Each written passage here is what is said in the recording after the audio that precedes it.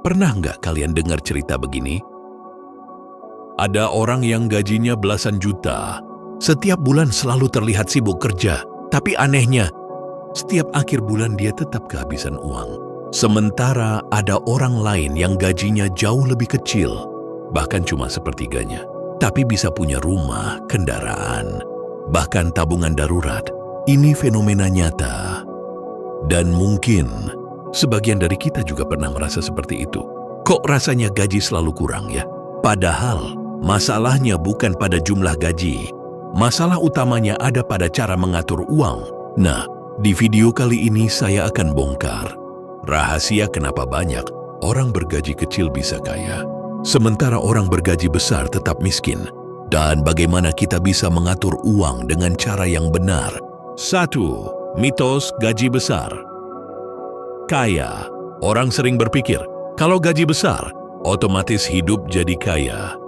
Tapi kenyataannya, banyak sekali orang yang gajinya besar, justru selalu bokek. Kenapa bisa begitu? Ada istilahnya lifestyle inflation. Contoh sederhana, waktu gaji 2 juta, kita makan di warteg dan bisa hidup. Begitu gaji naik jadi 5 juta, kita mulai makan di kafe. Gaji 10 juta, kita mulai nongkrong di restoran mahal. Gaji 15 juta, mulai cicil mobil. Jadi, pengeluaran ikut naik seiring naiknya gaji. Akibatnya, selalu terasa kurang. Berapapun gaji yang kita punya, saya kasih contoh nyata. Ada 2 orang teman kerja. Si A gajinya 15 juta, si B gajinya 5 juta. Tapi setelah 5 tahun, si B punya tabungan 50 juta dan cicilan rumah yang hampir lunas. Sementara si A nggak punya tabungan sama sekali. Kenapa? Karena si A boros. Semua gajinya habis untuk gaya hidup. Artinya, kaya itu bukan soal gaji besar, tapi soal bagaimana kita mengatur keuangan. Kalau begitu, bagaimana caranya supaya kita bisa lebih rapi dalam keuangan? Ada beberapa prinsip sederhana yang bisa kita lakukan. 1. Bayar diri dulu. Pay yourself first. Begitu terima gaji, sisihkan langsung 10-20% untuk tabungan atau investasi. Jangan tunggu sisa. Karena faktanya, uang sisa itu hampir selalu nggak ada. 2. Bikin pos-pos keuangan.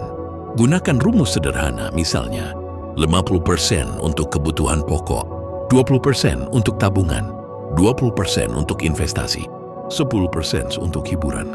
Kalau penghasilan kecil, persentasenya bisa disesuaikan. Yang penting, ada porsi khusus untuk menabung dan investasi. 3. Pisahkan rekening. 1 rekening untuk kebutuhan sehari-hari, 1 rekening lagi khusus tabungan, investasi. Kenapa? Karena kalau campur, tabungan pasti bocor. 4. Catat pengeluaran. Kedengarannya sepele, tapi penting. Dengan catatan, kita jadi sadar. Oh, ternyata uang saya habis untuk nongkrong. Oh, ternyata pulsa dan kuota lebih besar dari belanja dapur. Kebiasaan orang bergaji kecil tapi bisa kaya. Sekarang mari kita lihat, kenapa orang bergaji kecil bisa kaya. Pertama, mereka hidup sederhana. Mereka tidak merasa perlu pamer barang branded atau ikut gaya hidup orang lain. Kedua, mereka konsisten. Mungkin menabungnya hanya 200.000 sebulan, tapi dalam 5 tahun, jumlahnya sudah belasan juta. Apalagi kalau dimasukkan ke investasi seperti reksadana pasar uang. Ketiga, mereka pintar mencari tambahan. Bisa dari jualan online, kerja freelance, atau usaha kecil. Mereka sadar, kalau satu sumber penghasilan saja tidak cukup, maka harus cari peluang lain. Intinya, mereka pandai mengatur dan mengembangkan uang yang ada. But, kesalahan orang bergaji besar. Sekarang, apa kesalahan orang bergaji besar? 1. Terjebak gengsi. Gaji naik, langsung ganti HP baru, mobil baru, atau ikut gaya hidup teman. 2. Tidak punya tujuan keuangan. Uang masuk, uang keluar, tanpa ada tabungan yang jelas. 3. Habis tiap bulan. Tidak ada investasi, tidak ada tabungan. Akhirnya kerja keras hanya untuk memenuhi gaya hidup. 5. Cara memulai dari sekarang. Oke, sekarang pertanyaannya, bagaimana caranya memulai? Langkah pertama, catat semua pengeluaran. Minimal 1 bulan pertama, kamu bakal kaget lihat kemana larinya uangmu. Langkah kedua, tetapkan tujuan keuangan.